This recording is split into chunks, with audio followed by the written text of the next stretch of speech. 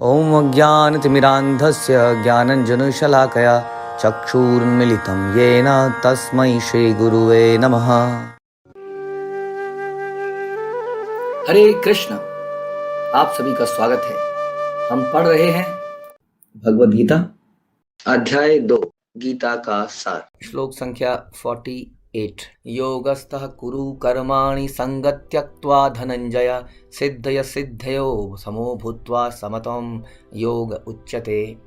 हे अर्जुन, जय अथवा पराजय की समस्त आसक्ति त्याग कर समभाव से अपना कर्म करो, ऐसी समता योग कहलाती है।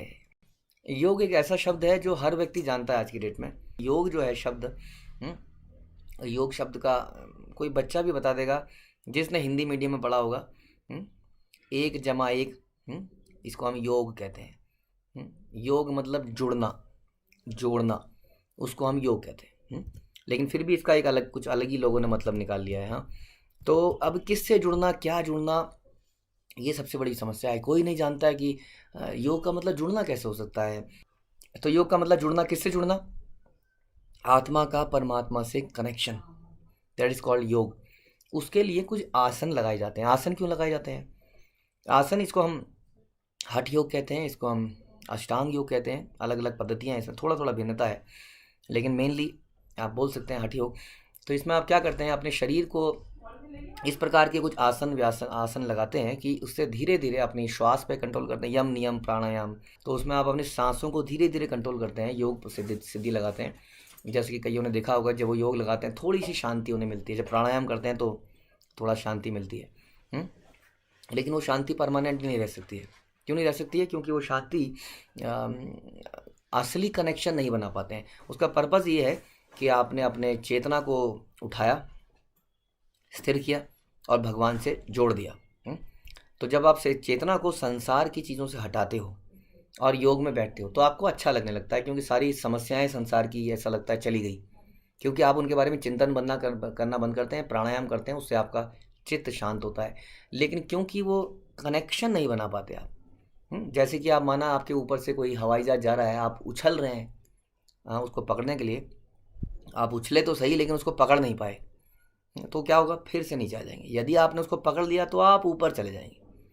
तो योग का असली पर्पस था कि किस तरह से चित्त को शांत किया जाए और धीरे धीरे उसके कनेक्शन भगवान से बनाया जाए, परमात्मा से बनाया जाए, ताकि वो फिर नीचे ना पाए। लेकिन ये अगले वाला प्रोसेस को भूल गए हम लोग, और केवल इससे जो टेम्पररी इमीडिएट सुख मिलता है, हम उसी को सब कुछ मानने बैठे हैं। ठीक है, ये हमारी समस्या है। तो योग का असली मतलब समझिए तो हठ योग जो है, अब बात करते हैं हठ योग की। तो क्या हठ योग से भगवान से कनेक्शन बनाया जा सकता है? यस, बनाया जा सकता है, लेकिन सतयुग में बनाया जा सकता है, जब ध्यान का समय था। अब जो है हठ योग का समय नहीं रहा है। अगर आपको ज़्यादा जानना है इसके बारे में तो गीता में ही आगे आएगा, हमारा एक चैप्टर आएगा, इसके बारे में सुनेंगे कैसे अर्जुन कहता है। ये बहुत मुश्किल काम है, तो हमारे जैसे लोगों के लिए तो कितना मुश्किल होगा। इसलिए हठ योग द्वारा आप चित्त को भगवान से कनेक्शन नहीं बना सकते। इसके लिए आपको भक्ति योग करना पड़ेगा, खासतौर पर इस कलयुग में भगवान के नाम जपने पड़ेंगे। ठीक है, तो योग क्या नहीं है? योगा का मतलब, जैसे मैंने आपको बताया, योगा मीन्स जुड़ना। तो कई लोगों ने कहा, अच्छा, आत्मा का परमात्मा में जुड़ जाना या आत्मा का परमात्मा में मिलन हो जाना, विलय हो जाना, ये योग है? नहीं। योग में आप भले ही 1+1 करते हैं, लेकिन 2 के अंदर हमेशा 2 1 रहते हैं, तभी वो 2 बनता है। हाँ, हम कभी भी भगवान के साथ जुड़ के घुलनशील नहीं हो जाते, हम अपने अस्तित्व को ख़त्म नहीं करते। ऐसा हम पहले के श्लोकों में डिस्कस कर चुके हैं। हमने सुना था, नेह विक्रम नाश्वस्ति परत्वायो न विद्यते।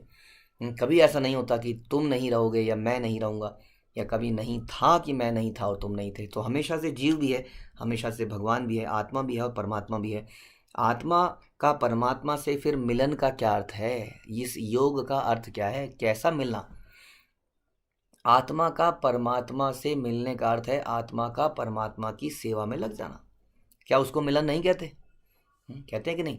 2 व्यक्ति मिलते हैं, तो ऐसे जैसे कि बहुत दिनों बाद कोई बेटा अपने कॉलेज से, हॉस्टल से छुट्टी लेके जब माँ के पास आता है तो माँ से प्यार से मिलता है, गले मिलता है, तो क्या बेटा माँ के अंदर घुस जाता है, समा जाता है? नहीं। वो दोनों प्रेम संबंध करते हैं, आदान प्रदान करते हैं। बेटा हो सकता है पैर छुए, कुछ गिफ्ट लाया हो, माता हो सकता है बैठो बेटा मैं तुम्हारे लिए प्रसाद लाती हूँ, खाना लाती हूँ, इस प्रकार से आदान प्रदान हो, इसको योग कहते हैं। दोनों मिल गए, फिर से मिल गए, लेकिन गायब नहीं हुए, दोनों का अस्तित्व बना रहा। उसी तरह से आत्मा का अस्तित्व हमेशा बना रहता है, मरने के बाद भी, मुक्ति के बाद भी। वास्तव में सही मुक्ति वो है जब जीवात्मा परमात्मा की सेवा में लगता है, उसको हम परम सही मुक्ति बोलते हैं। ठीक है, तो this is yoga is not कि योग हो गया तो दोनों मिल गए। अब क्वेश्चन ये आता है कि भगवान बोलते हैं यहाँ पर, अगर आप दोबारा से इसको सुने, कि हे अर्जुन, जय अथवा पराजय की समस्त आसक्ति को त्याग दो। यानी कि जय, ये मत सोचो कि जो तुम काम कर रहे हो उसमें तुम्हें सक्सेस मिलेगी या तुम्हें फेलियर मिलेगा। Don't think about that. But ये कैसे पॉसिबल है? How it is possible? फिर हम काम क्या सोच के करें? हमें काम ये सोच के करना होगा कि हम कार्य कृष्ण की प्रसन्नता के लिए कर रहे हैं। हाँ, यदि हम ये सोचेंगे कि अगर हम नहीं करेंगे तो ये कार्य कैसे होगा, I am the creator, I am the maintainer, I am the destroyer, हर व्यक्ति ऐसा सोचता है। इस ऑफिस का, इस परिवार का मैं मुखिया हूँ, मैं क्रिएटर हूँ। जब हम ये सोचेंगे कि इवन जब हम प्रचार करते हैं किसी को कृष्ण भावनामृत का, तो हम ये नहीं सोच सकते कि ये प्रचार मैंने किया, मैंने इतने लोगों को जोड़ा। वास्तव में हमने भगवान की प्रसन्नता के लिए प्रयास किया। अगर भगवान को प्रचार करना हो या कोई कार्य करना हो, कुछ क्रिएट करना हो, तो क्या भगवान को हमारे और आपकी आवश्यकता है? यदि हमारी और आपकी आवश्यकता होती तो भगवान ने संसार कैसे बनाया, हम तो नहीं जानते। हाँ, भगवान ने इतना बड़ा संसार, ये भौतिक वो संसार, ये आध्यात्मिक संसार क्रिएट किया, उनको किसी की आवश्यकता नहीं है कुछ भी करने के लिए। यदि वो चाहें तो सबको भक्त बना सकते हैं, लेकिन उसका एक प्रोसेस है, वो हमें इसका अवसर प्रदान करते हैं। तो यदि हम ये सोच के कार्य करें कि हम केवल निमित्त हैं, यानी कि हम we are just a means, भगवान हमें इस्तेमाल करें, हाँ, ऐसी हमें भगवान को स्वतंत्रता देनी चाहिए कि भगवान हमें अपने हिसाब से नचाएं और हम भगवान के इशारों पर नाचें। जैसे कि अर्जुन को समझाया गया कि अर्जुन तुम्हें युद्ध करना है क्योंकि मैं कह रहा हूँ, इसलिए जय और पराजय के बारे में मत सोचो। क्या तुम इस युद्ध में जीतोगे? मत सोचो। हारोगे? मत सोचो। फिर क्यों काम करूँ, फिर लड़ाई क्यों करूँ? क्योंकि ऐसा मैं कहता हूँ। ये कोई बात है? तुम्हारे कहने पर मैं कुछ भी कर दूँ? ये इसको कहते हैं अहंकार। जब जीव सरेंडर नहीं करता तो वो कोई भी बात को एकदम से नहीं मानेगा, क्या नहीं तुम्हारे कहने पे मैं कैसे कर दूँ। ये अहंकार है जो हमें शरणागति के रास्ते में बहुत बड़ा बाधक है, और इसी कारण से अक्सर लोग कृष्ण भक्ति में नहीं जुड़ पाते। वो किसी देवी देवता की पूजा कर लेते हैं क्योंकि वहाँ शरणागति की बात नहीं करी जाती। वहाँ तो कुछ चढ़ा दिया और कुछ घंटियाँ बजा दी और चले गए, कुछ व्रत रख लिए। यहाँ तो हम क्या कहते हैं, भगवान गीता में बोलते हैं सर्वधर्मान परित्यज्य मामेकम शरणं व्रज, छोड़ दो ये तपस्याएं, छोड़ दो ये बाकी चीज़ें जो तुम करते हो, तुम मेरी शरण में आओ पहले तो। इसका मतलब क्या है? जैसा मैं कहूँगा वैसा ही करो। इसलिए श्रील प्रभुपाद अपने परपट में लिखते हैं कि योग का मतलब है कृष्ण की इंस्ट्रक्शन को फॉलो करना।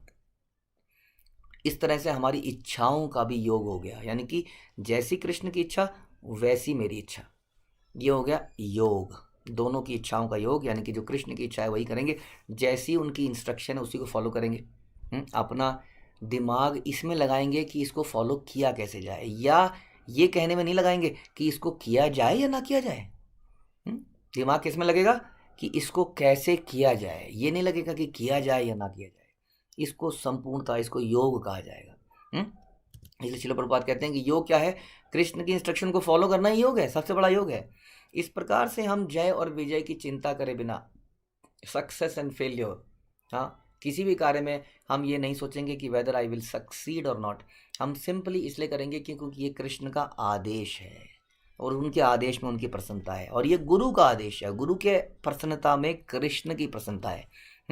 इस प्रकार से जब हम करेंगे तो जय विजय से दूर हो जाएंगे और इस प्रकार योग में स्थापित होंगे। लेकिन जब हम सोचते हैं कि आई एम द एंजॉयर, मुझे भी तो कुछ मिलना चाहिए, मैंने इतनी मेहनत करी, अल्टीमेटली मुझे को भी उसका कुछ क्रेडिट मिलना चाहिए।